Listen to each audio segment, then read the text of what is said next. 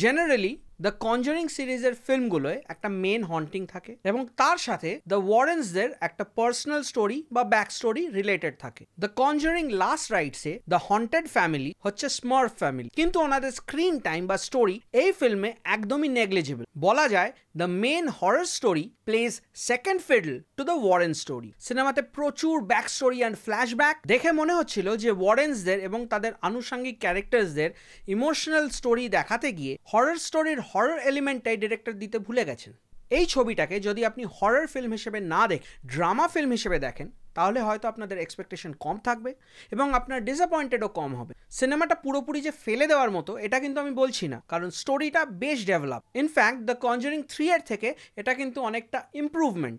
হ্যাঁ, screen play mildly engaging এবং sadly suspense বা মিস্ট্রি এলিমেন্টটা পুরোপুরি মিসিং। এমনিতেই দর্শক হিসেবে আমরা এত হরর ফিল্মস দেখে নিয়েছি যে সাসপেন্স এলিমেন্ট বা শক ভ্যালুটা আমাদের জন্য ওয়ার্ক করে না। তার উপরে এই ফিল্মে যে হরর ট্রোপসগুলো ইউজ করা হয়েছে সেগুলো একদমই গ্রাসরুট লেভেলের। এই ছবিতে যে ইভিল এন্টিটিগুলো রয়েছে সেগুলোকে অলমোস্ট জম্বি লাইক বানিয়ে দেওয়া হয়েছে। এগুলোর ডিজাইন এলিমেন্ট অনেকটা দ্য কনজারিং 3 এর মতোই এবং দ্য কনজারিং 2 এর মতো ডাবল টিয়ার ডিমনিক এন্টিটি রাখা হয়েছে। যেরকম ওখানে ভ্যালাক ছিল যে বাকিদেরকে কন্ট্রোল করছিল, এখানেও সেরকম একটা এন্টিটির কথা মেনশন করা হয়েছে। কিন্তু দ্য কনজারিং 2 তে যেরকম ভ্যালাককে দেখানো হয়েছিল অ্যাজ দ্য স্ট্রঙ্গার এন্টিটি, এখানে কিন্তু সেই এন্টিটিকে দেখানো হয়নি। লোরেন কিন্তু মেনশন করলো যে something is blocking my vision, but সেটা কে বা কেন বা কিভাবে সেটা ডিরেক্টর দেখাতেই ভুলে গেলেন। আপনি যদি কনজারিং এর ফিল্মগুলোকে ফলো করে থাকেন তাহলে বুঝবেন যে এই ফিল্মে এড অ্যান্ড লোরেন ওয়ারেনের ক্যারেক্টারটাকে একদম উইক লেখা হয়েছে। আবার on the flip side the Conjuring 3 এর থেকে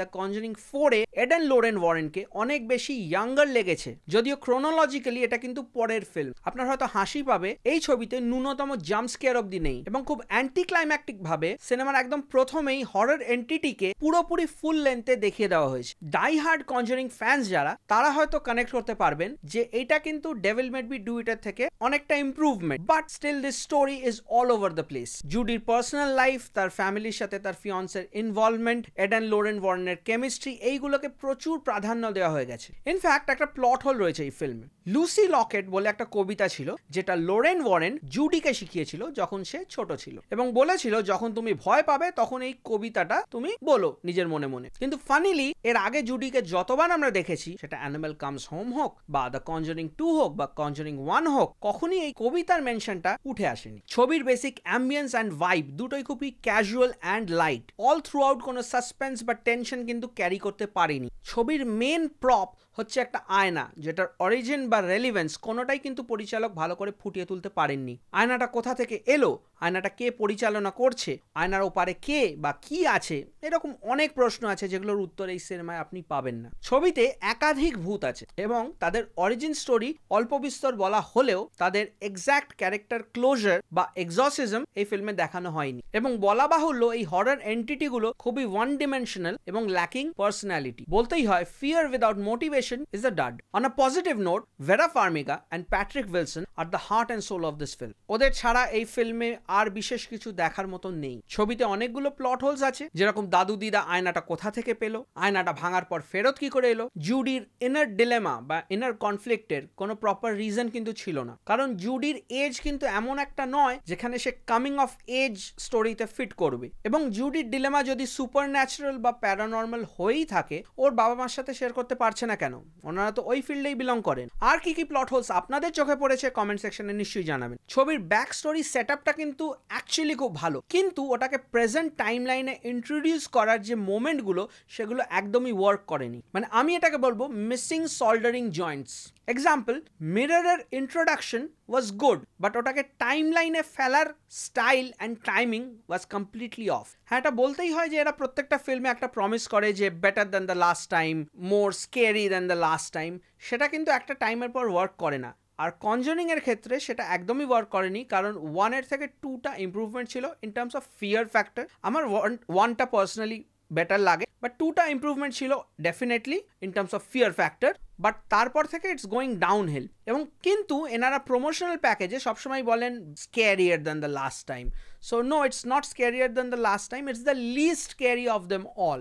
মানে এটাকে আমি বলতে পারেন অ্যানাবেল কামস হোমের একটু ওপরে হয়তো রাখবো। আরেকটা ফলস প্রমিস করা হয়েছে এই ফিল্মে, যেটা হচ্ছে প্রমোশনাল প্যাকেজে এগেন মেনশন করা হয়েছে the case they couldn't solve, the last case, এরকম কিছুই না। এটা 86-এর কেস, অলমোস্ট 1980s-এর দিকের কেস, এবং তারপর ওনারা মানে এড অ্যান্ড লরেন ওয়ারেন ওনারা মারা গেছেন 2000-এ, মানে ওনারা প্রায় 40 বছর আরও বেঁচে ছিলেন। তো 40 বছরে নিশ্চয়ই ওনারা কেস সলভ করেছেন, হয়তো সেগুলো অত ফেনোমেনাল ছিল না কিছু। বাট দ্যাট অ্যাসাইড, মেন যেটা মিস্টেকটা এনারা করেছেন সেটা হচ্ছে এনারা বলেছেন যে this was the last case, the case which they could not solve. এটা কিন্তু নয়, কোনোভাবেই নয়। ফিল্মে আমি বলছি, আমি রিয়ালিটির কথা বলছি না। ফিল্ম অনুযায়ী যে কেসটা ওনারা সলভ করতে পারেননি সেটা হচ্ছে ওনাদের লাইফের ফার্স্ট কেস, যেটার সূত্র ধরে, যেটা বললাম ফ্ল্যাশব্যাক রয়েছে, ফ্ল্যাশব্যাক ধরে প্রেজেন্ট টাইম লাইনে যখন 80s-এ যখন আসে, তখন সেই কেসটা থেকেই কিছু ইভেন্টস থেকে এই কেসটা জড়িয়ে থাকে এবং এই কেসটা ওনারা সলভ করে নেন। So how was this the last case and how was this unsolved? Total lie. Overall আমি এই ফিল্মটাকে 5 দেবো out of 10, just because the look and feel, the cinematography, the background score, the editing, everything was spot on. মানে ফিল্মটা look and ফিলের দিক দিয়ে ইট was perfect, স্টোরির দিক দিয়ে not so much. তো এই ছিল আমার views and opinion on the Conjuring last rites. আপনারা জানাবেন আপনাদের কেমন লেগেছিল, ভয় পেয়েছেন কি? আমি তো সেরকম পাইনি। যদি এই ভিডিওটা ভালো লেগে থাকে তাহলে একটা লাইক, শেয়ার আর সাবস্ক্রাইব করে দেবেন। আপনাদের কোনো মতামত, সাজেশন বা ওপিনিয়ন থাকলে কমেন্ট সেকশনে নিশ্চয়ই জানাবেন। You can always follow me on Instagram. আমি আপনাদের হোস্ট টম থ্রাশ, আপনারা দেখছিলেন থ্রাশ আওয়ার, এবং দেখা হচ্ছে পরের ভিডিও।